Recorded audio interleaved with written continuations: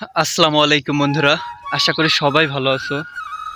আজকে আমাদের বিলকুরুলিয়ার জনমানব শূন্য শুধুমাত্র একটি বাড়ির গল্প বলবো।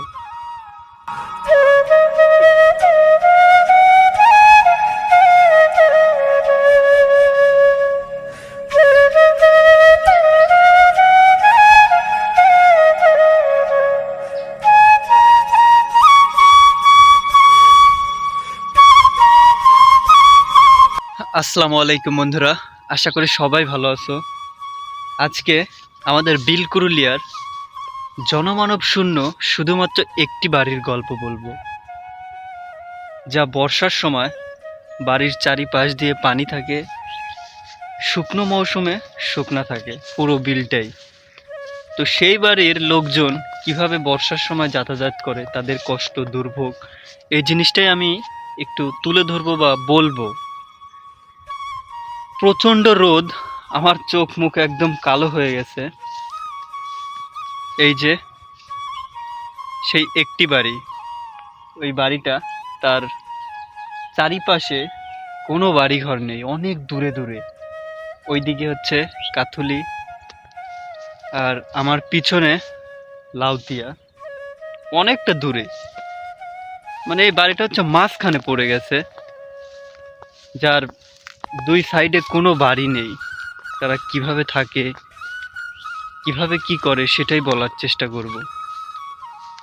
হয়তো তাদের থেকে থেকে অভ্যাস হয়ে গেছে, কোনো প্রবলেম হয় না। তবে এই বর্ষার সময়ে আমার জানা মতো একটু দুর্ভোগ হয়। সাপ পোকা এগুলো ঘরে উঠে যেতে পারে বা বাড়ির আঙিনায় থাকতে পারে। বাড়িটা অনেক উঁচা, এখানে প্রচণ্ড বর্ষা আসলেও এই বাড়িতে পানি ওঠার সম্ভাবনা খুবই কম। তবে আল্লাহ তাআলা চাইলে উঠতে পারে, তবে খুবই কম থাকে, পানি উঠেই না বলা চলে, কিন্তু চারিপাশে পানি থাকে। তবে এইবার শুধুমাত্র এক সাইডে পানি আছে, আর আশেপাশে তেমন পানি নেই। বাড়ির চারি সাইডে শুধু ধানের ক্ষেত, সবুজ আর সবুজ। আমার পিছনে শোলা নেড়ে দেওয়া হয়েছে, বাতাসে অনেক শোলা পড়ে গিয়েছে।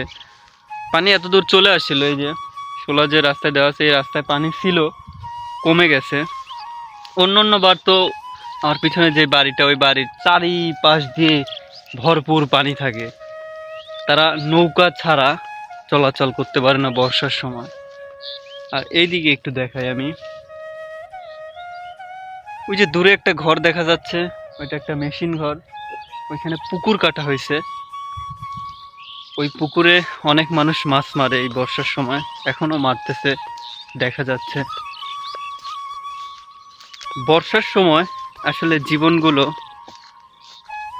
আনন্দেরও হয়, আবার দুঃখেরও হয়ে থাকে। সবচেয়ে বেশি আমাদের মতো গরিবদের কষ্ট হয়ে থাকে।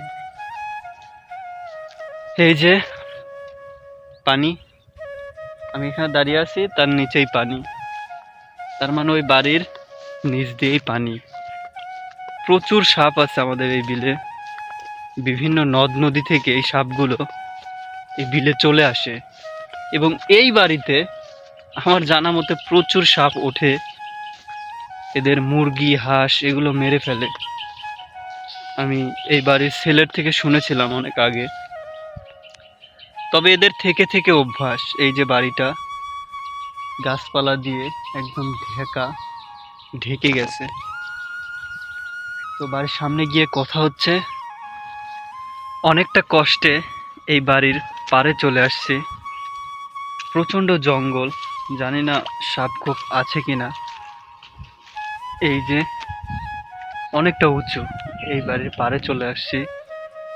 এটা হচ্ছে ওদের ছোট্ট একটা পুকুর। আমি একটু এই দিকটাতে দেখা, এখানে প্রচুর জোক আছে। এই যে এখান থেকে বিল দেখা যায়। প্রচণ্ড রোদ, এই জন্য দেখা যাচ্ছে না, আর আমার ফোনের ক্যামেরাটাও ততটা ভালো না। এখান থেকে বিল উপভোগ করা যায়, দারুণ একটা ফিলিংস হচ্ছে, বাতাস বইতেছে।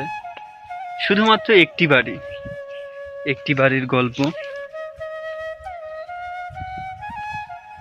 এরা ভীষণ আনন্দ করে এখানে থাকতে পছন্দ করে। কোনো ঝগড়া নেই, বিভেদ নেই, কারোর সাথে কোনো মারামারি নেই। ভীষণ সুন্দর একটা জায়গা। আর এই হচ্ছে বিলকুরুলিয়া।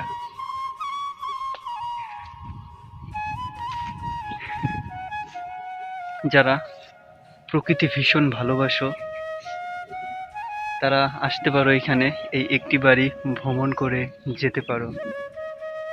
চাটমোহরের বিলকুরুলিয়ার মাঝখানে শুধুমাত্র একটি বাড়ি। এই বাড়িতে এখন কেউ নেই, হয়তো তারা